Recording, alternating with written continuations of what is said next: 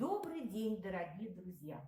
Центральная детская библиотека города Ковдор Мурманской области предлагает вашему вниманию замечательный детский журнал «Костер». История журнала началась в далеком 1936 году. Придумал его известный детский поэт Самуил Яковлевич Маршак. Трудно сосчитать, сколько поколений выросло, читая его страницы. Сколько прекрасных книг родилось благодаря костру.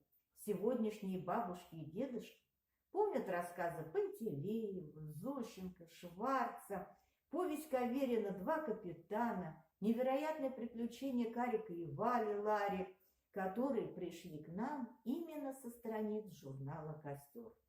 А еще мальчишки и девчонки тех лет впервые прочитали переведенные на русский язык сказки Джани Родари и Льюиса Кэрролла.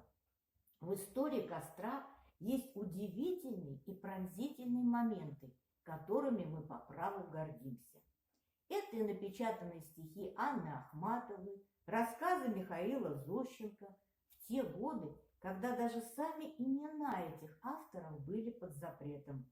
Это и героические страницы блокады Ленинграда.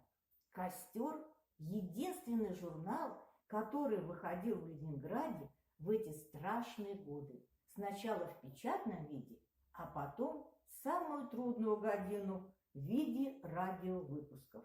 Говорит «Костер». Сколько радости и надежды было у маленьких ленинградцев с этими позывными. Значит, живы, значит, обязательно победим. Давайте мы с вами поближе познакомимся с этим удивительным журналом.